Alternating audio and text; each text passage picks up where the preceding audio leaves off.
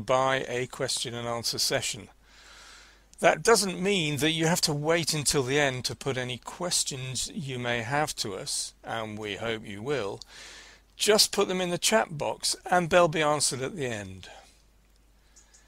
I think most people are in position and ready, so without any further ado, let me hand over to Jez to take you through our presentation. One of the main reasons that you're here is, like us, you're big fans of Simon Sinek. And so we make no apology for including a number of clips of Simon speaking. He's always worth listening to. Hopefully, there'll be some that you won't have seen. They're all relevant to the subject matter of this webinar. Where we do apologise is that the quality of some of the clips is not as good as we'd like, but still worthwhile watching nevertheless. As you will probably know, Simon has been evangelising about his views on work and society in a broader sense for quite some time now, and it seems that he's finally starting to get the sort of recognition that he deserves. Although we have only heard about Simon's work relatively recently, we've been developing similar ideas for the last 10 years or so. When Ram and I first heard some of Simon's work, we were amazed because in essence Simon was summarising what we had long believed and in fact been independently writing. Ram as part of his PhD and me when I was doing my MBA. Before I go on, let me give you a brief background about Ram and me, the two founders of RiddleBox. Let's take Ram first. Briefly, he's an electronics engineer with a master's in robotics and control, and further went on to study for his PhD, and as part of the research for that, he developed a framework to measure the value of human capital, which is obviously relevant to the subject of this webinar. He also has an MBA, which specialised in business strategy. Very much the academic, Ram is the author of several books on the subject. Ram likes to think of himself as an engineer with a heart. From my point of view, although I did my degree in economics and politics, I have a postgraduate qualification in corporate finance and spent much of my corporate career in private equity. And in fact, was the head of private equity for KPMG, structuring management buy-ins and buyouts. I also have an MBA, part of which looked at the interface between business and sport, which was particularly relevant to me because I'm passionate about team performance and sports coaching, and have been coached the Great Britain Junior Rowing Squad, and in fact coached them at the World Championships in 2004.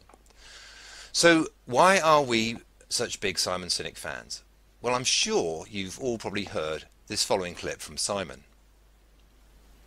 I'm an idealist. I have a vision of a profoundly different world than the world that exists now. You know, I want to live in a world in which the vast majority of people wake up every single morning inspired to go to work, feel safe when they're there, and come home fulfilled at the end of the day. That is not the world we live in now. That is the world I want to live in, and that is the world I want my friends and family to live in. Exactly. We couldn't agree more. But we didn't think anyone was listening. And then we heard Simon. It felt great to know that we weren't alone, and that these ideas were gaining traction around the world. And you've got to remember that Ram and I have been around a bit longer than Simon and have first-hand experience of some of these archaic business practices that he talked about, and which have been generally accepted, in our opinion, for far too long. Remember this. All of those techniques used to build a company in the 80s and 90s, they're not working anymore. And companies are struggling more than they used to, but they're still applying the same old techniques. And so it gets harder and harder, and the stresses go up, and working these companies is more and more difficult, just from a stress standpoint or stability standpoint. So what happens? Innovation suffers, engagement suffers, productivity suffers, trust suffers, cooperation suffers. The old ideas of the hire and fire, rank and yank attitude of the 70s and 80s, and to some extent the 90s, just didn't work anymore. To go back to what he said in the first clip, that he envisaged a world where people were truly happy and inspired to go to work, how much better a world would that be? And in fact, he goes on. And here's the folly: it's good for business. That's the joke. That's the joke, which is people who know their why, people who are working for companies that align with their why, people who feel like they belong, people who feel trusted and trusting, people who feel that their work is valued and valuable, work harder, are more productive, are more innovative. They are much better employees. And the joke is, when we offer our people that, those companies invariably outperform their competition over the long term. If you treat people properly and invest in them so that they feel wanted and trusted and cooperative with their colleagues and proud of what they're doing, you're actually investing in the success of the business. Or to put it another way, a key ingredient here is the workplace environment, or as we at RiddleBox say, the workplace experience. And Simon is quite unequivocal about not only the importance of workplace environment as a determinant of performance, but also he's quite clear about who bears the responsibility for establishing the quality of that environment. The only variable inside an organization is the environment. That is entirely within our control, and that's the leader's responsibility. And if the leaders make the people feel like they're given an education on how to do their job, the opportunity to try and try again, and again and again, the opportunity to build their confidence and become their best selves, the opportunity to interact and build strong relationships. This is what I mean by feeling safe. You'll have noticed how Simon keeps using the word feeling. So how we feel at work, our emotions, are absolutely key in terms of how we're likely to perform. And actually it's no surprise, because it's all a matter of biology. Here's Simon again. It's biology. It's biology. If you look at a cross-section of the human brain looking from the top down, the human brain evolved into three major areas that corresponds with this little idea. The outside area, the what level, is our newest brain, our Homo sapien brain, called our neocortex. The neocortex is responsible for all of our rational and analytical thought and language. The middle two sections, why and how, make up our limbic brains. Our limbic brains are responsible for all of our feelings, like trust and loyalty. It's also responsible for all human behavior, all decision-making, and it has no capacity for language. The part of the brain that controls behavior does not control language, and so we rationalize. This is where gut decisions come from. This is why we say, I don't know, it just felt right. Why do we use the verb to feel to describe a decision? It's because the part of the brain that controls feelings controls decision-making, that's why. And we all know that those are higher quality decisions anyway. When all you can give are the facts and figures as to why you should or shouldn't do something, the highest level of confidence you can give is, I think this is the right decision. But we all know there are decisions we make in our lives that I know the facts and figures say that we should do that. It just doesn't feel right, though. And you ask the most successful entrepreneurs in the world, what's your secret? They all say the same thing, trusted my gut. So to summarize, it's our feelings generated in our limbic brain which dictate our thoughts and our decision making. Once a decision has been made, our neocortex, which is responsible for language, justifies that decision with logic and rationale. The trouble is, you can't measure feelings. In business, we have numbers to measure every aspect of the organisation, from headcount to profit, turnover to debt, everything. But there's no number to measure feelings, so you can't actually prove to the doubters and the cynics that what Simon says is absolutely right. And that is that there is a distinct correlation between business success and how people feel. Simon Sinek admits as much himself. Now, if you think about business, we have 1 million metrics to figure out someone's performance. And we have negligible or no metrics to discern someone's trustworthiness. But now there is. For the last 8+ years, while Simon has been developing and publishing his ideas on work, we've been developing a way to accurately and justifiably measure feelings quickly and easily. Before we go on to have a good look at what we've developed to measure feelings, let's just make it clear that we're not talking about engagement surveys. Engagement surveys deal with what people are thinking, whereas we want to know what people are feeling. It's important to differentiate between the two because, as Simon's pointed out, what we feel will dictate what we think and ultimately what we do. There are a couple of recent examples which illustrate the difference between emotions and feelings and thoughts.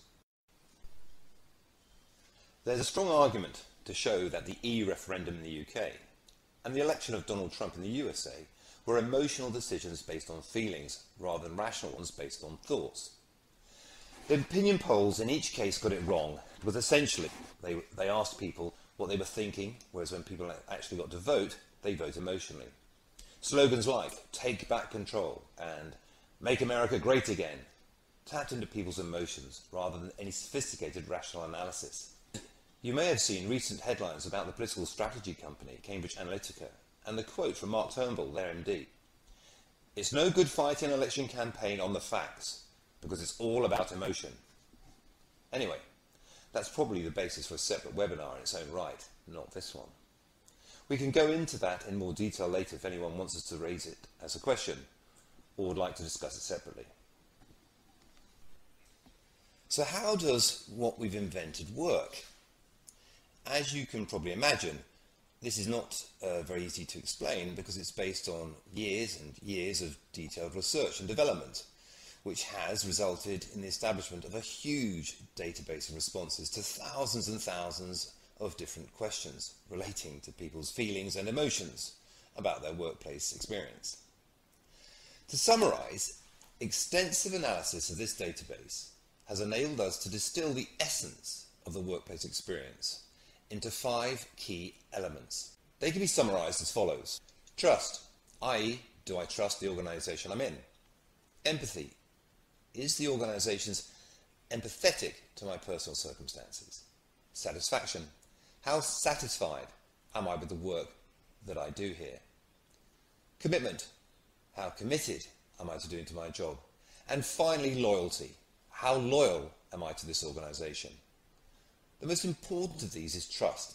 And here Simon and we are on exactly the same. When we're surrounded by people who believe what we believe, something remarkable happens. Trust emerges. And make no mistake of it, trust is a feeling, a distinctly human feeling. Trust is not a checklist. Simply doing everything you say you're going to do does not mean people will inherently trust you. It just means you're reliable. We need trust. Right? We need trust. When we're surrounded by people who believe what we believe and trust starts to emerge, when we trust them and they trust us, we're more willing to take risks. We're more willing to experiment, which requires failure. We're more willing to explore and go somewhere that no one has ever gone before with the confidence that if we fail, if we trip over, if we turn our backs, that those within our community, those who we trust and who trust us, will look after us while we're gone, will pick us up when we fall over, will help us when we're hurt. Our very survival depends on it. Obviously, the other elements are important too, and it's the interrelationship of people's responses concerning these elements which enables our big data service to calculate a robust and justifiable score relating to the workplace experience or environment. We're more than happy to explain the science behind our calculations in some detail, but now is perhaps not the time to do it. Suffice it to say that our database contains thousands of separate data points and algorithms through which responses are processed to provide instant experience or environment assessments. So how do we get the information that we need to be able to provide these assessments or scores? Well, actually it's quite simple. This is basically it. Here you can see the questions that we ask to establish how people feel about their workplace experience or environment. Most people's reaction when they see this is to say, how is it possible to generate such incredible insights from such simple and frankly brief questions? Well, obviously from our point of view that's the clever bit and is the result of all those years of generating questions, collating responses, aggregating the data and generating the algorithms. Suffice it to say that it works. As you can probably appreciate, it's not just a case of taking all the scores together and dividing by 5. It doesn't work that way. The score is not an average. The score is a complex relationship between emotions and experience expressed in the responses to the questions that you can see. And of course, the scores of the 5 individual elements do not have the same weighting. As we mentioned before, and as Simon confirmed in his video, the most important one is trust. I hope you can appreciate that this process is extremely simple and easy, so that it's far from an onerous task for you or your colleagues to complete. Once you hit the submit button, the responses are processed through the algorithms of our big data service and the results appear instantaneously on your leader's dashboard, like this.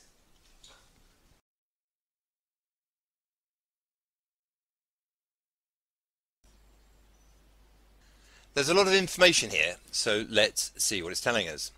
The first element is the number, which is the score relating to the workplace experience, derived from the responses to the questions we saw just now.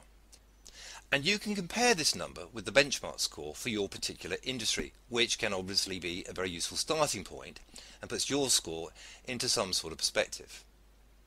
Further down, you can see how your organization's workplace experience score breaks down into the 5 constructs we looked at earlier, thereby immediately identifying strengths and weaknesses. You'll also notice that on each dial there is another pointer. This indicates what you, as a leader, think is the experience score you are delivering to your colleagues. In an ideal world, the gap between the two should be as small as possible. In short, it provides an indication of your effectiveness as a communicator. To summarize, these dials and pointers are showing you instantly not only what you, as a leader, think is the experience that you're creating for those people that report to you, but also what those people believe to be the experience score that you are actually creating. The difference between the two can be quite revealing. Ideally, perception and reality should be as close together as possible.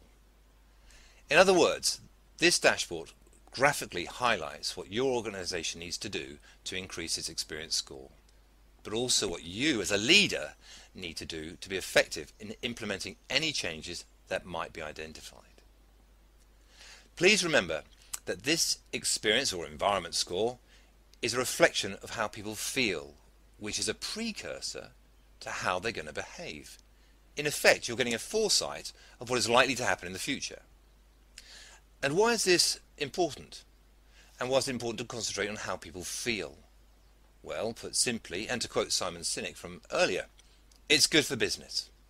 Let me repeat that. It's good for business.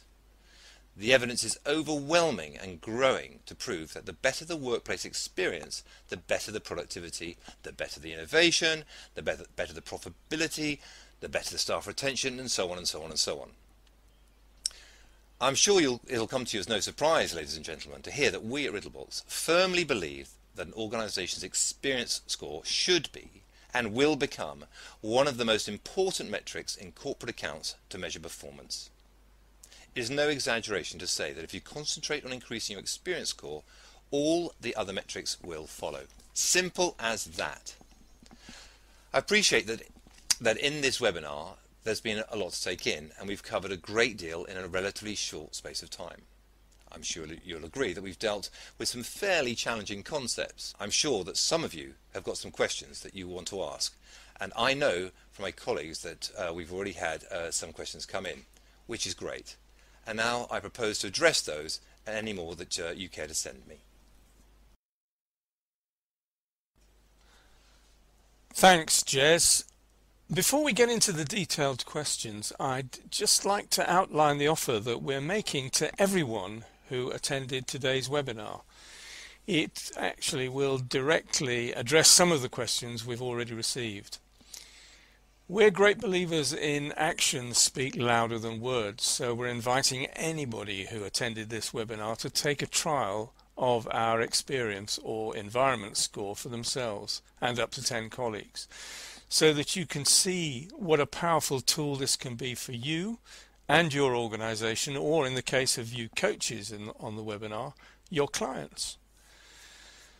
So if you want to know what you or your client's score is for the experience you or they create, whether it's in line with the perception of your colleagues and whether it stacks up against the industry or sector average, just let us know either by email or using the chat box if you'd like to take advantage of this offer, and we'll get you set up.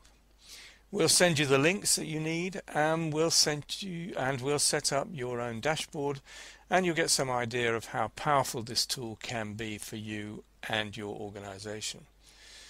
As a coach, you will see how our tool can identify and measure leadership weaknesses, which will then provide you with the opportunity to design customized solutions for your individual clients. And now for the questions. And here's a great one to start with. Actually, a couple of people have asked this. Basically, they would like further clarity on why the RBX Experience Index is different from an engagement survey. The simple answer here is that engagement surveys are asking people what they think, whereas we want to know what people are feeling. In other words, what is their emotional state? Why is that important? Well, because neuroscience tells us that our emotions dictate our thoughts and actions. And one of the clever bits about the questions we ask is that we're not asking them directly how they feel. We learn that from the interrelationship of their responses to relatively random and unrelated questions.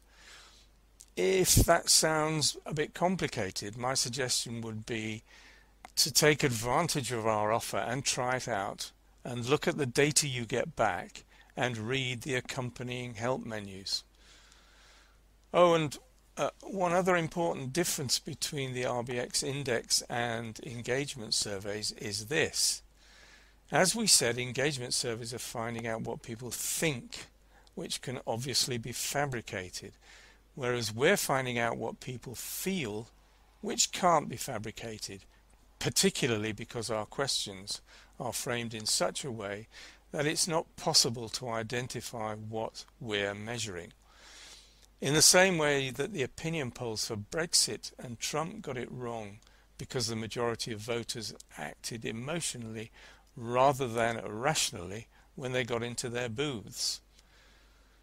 I hope that's clarified the issues for you, and as I said, I think they will be clarified even more if you try this for yourselves. Obviously, we hope you do. I've just been told, ladies and gentlemen, that we're getting towards the end of our time on this webinar, which is obviously a shame. This answer has gone on for quite a long time, for which I apologize, but it does address quite a few of the queries that we've had. If you've posted a question that hasn't been answered, please don't worry. It will be after the webinar. And please let us know if you want to try the RBX index for yourself, and we'll get that in motion as soon as possible. So thank you everyone for taking part in this webinar and taking the time to be with us. We hope you found it of interest, and we look forward to hearing from you in the near future.